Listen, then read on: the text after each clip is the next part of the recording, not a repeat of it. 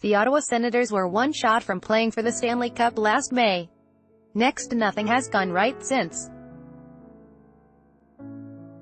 On and off the ice, the Senators have been an unmitigated disaster in the wake of their 3-2 double overtime loss to the Pittsburgh Penguins in Game 7 of the 2017 Eastern Conference Final.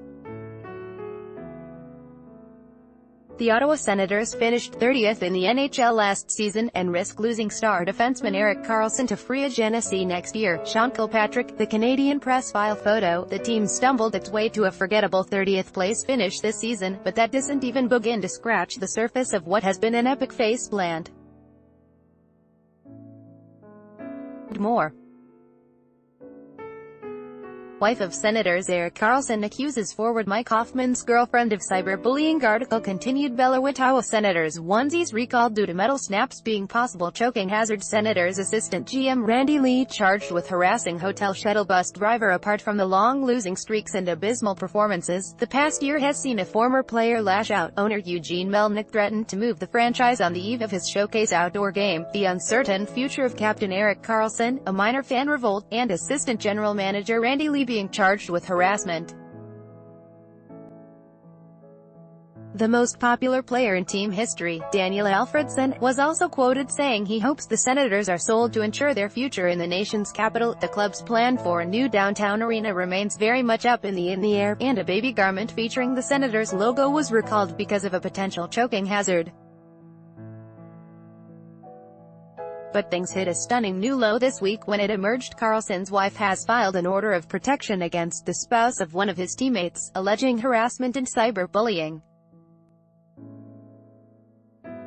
Melinda Karlsson alleges that Monica Carrick, the longtime partner of Senators forward Mike Hoffman, posted hundreds of derogatory online messages aimed at her and her husband. Monica Carrick has uttered numerous statements wishing my unborn child dead, Melinda Karlsson said in the sworn statement. The Karlssons' first child, a son named Axel, was still born in March. The article continued below. The allegations and the application for a peace bond, which was filed in court on May 4, were first reported by the Ottawa Citizen. Melinda Karlsson also claimed that Carrick uttered that she wished I was dead and that someone should take out my husband's legs to end his career. It's hard to envision a worse 12-month span for a team.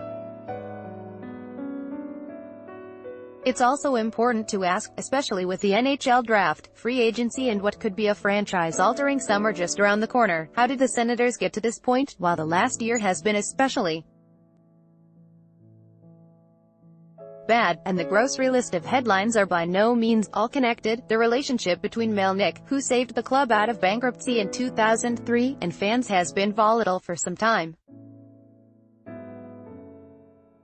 Things weren't helped when Senators President Cyril Leader, a member of the organization since 1992, was abruptly fired in January 2017. Tom Anselmi, the former Maple Leafs sports leader, and was tasked with boosting ticket sales and working on the downtown arena project that would see the Senators move from suburban Canada to Le Breton Flats, just west of Parliament Hill. But even as the team surged through the playoffs last spring, ticket sales lagged, with empty seats dotting Canadian Tire Centre for several games. The response was to tarp off the upper portions of the arena this season with an eye towards increasing demand, but attendance dipped further. Anselmi was fired in February. A few days prior to December's outdoor game, former Ottawa center Kyle Turris, who was traded to Nashville in a three-way deal the previous month, told the Canadian Press that Melnyk was the reason he was no longer in the nation's capital. I think management did want to sign me, but I think that the owner didn't, Turris said in Vancouver on Deck 13. And that was his decision. The Senators, not surprisingly, denied the assertion. Then on the eve of the outdoor game, Melnyk mused that he might have to move the team if ticket sales didn't improve.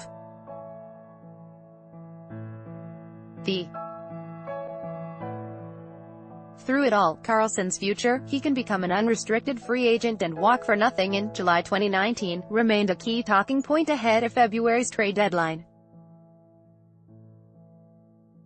Then tragedy struck in March when the Carlsons announced their son was stillborn. Things seemed to quiet down on the bad news front until Alfredson was quoted by an Ottawa blogger and former newspaper columnist in May that he would like to see Melnyk put the team up for sale. Lee was charged with harassing a hotel shuttle driver in Buffalo, New York, during the NHL's pre-draft scouting combine 2 weeks ago. His court appearance is set for July 6. Now comes this week's bombshell of alleged online harassment and cyberbullying among players' spouses to accent what has been a miserable stretch in Ottawa. The Senators pick fourth at next week's NHL draft in Dallas, an event where they are sure to get a good player, but will also be faced with uncomfortable questions concerning both Lee and the Karlsson-Hoffman story. Ottawa can offer Karlsson a contract extension when free agency opens July 1. However, it remains to be seen if the dollar figure or his general feeling on the direction of the franchise will make him want to stay. Then there's Hoffman, who has 2 years left on his deal, but has been rumored to be on the trade block since the winter. This week's developments seem to point, at least in part, why that was the case, and only further add to speculation neither player B will back when training camp begins next September.